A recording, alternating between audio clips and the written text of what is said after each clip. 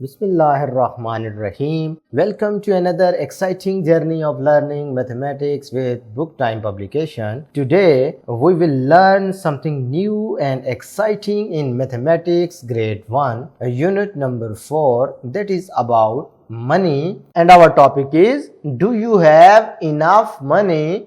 अब ये कौन सा टॉपिक है भाई?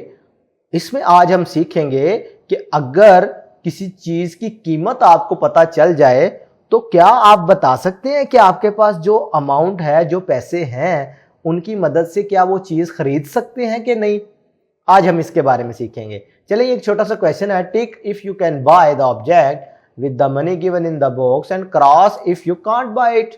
भाई ये देखें, एक तरफ आपको चीजें नजर आ रही हैं और उनके साथ कीमत लिखी हुई है, ऐसा ही है ना, और एक तरफ आपको पैसे नजर आ रहे हैं, तो आपने इस पैसों को काउंट करना है और बताना है कि क्या उसकी मदद से आप रिस्पेक्टिव बॉक्स में दिए गई चीज खरीद सकते हैं।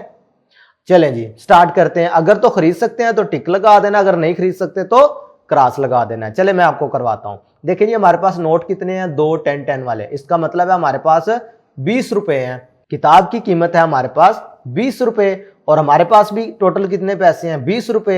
इसका मतलब है हम ये किताब खरीद सकते हैं, तो लिहाजा इस बॉक्स में टिक लगा देंगे। नेक्स्ट, ये आप बर्गर देख रहे हैं ना, तो बर्गर की कीमत कितनी इधर लिखी हुई है? 70 रुपीज। आपके पास कितने पैसे हैं? 50 और 10 मिलाकर कितने हो गए? 60। बर्गर की कीमत है 70, आपके पास है 60, तो क्या ये बर्गर खरीद सकते हैं? ऑब्वियसली नहीं खरीद सकते, तो लिहाजा इधर क्रॉस लगा देंगे।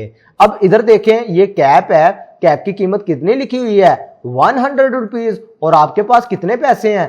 100। इसका मतलब है ये कैप आप बाय कर सकते हैं, आप खरीद सकते हैं, तो लिहाजा आपने इधर टिक का निशान लगा देना है।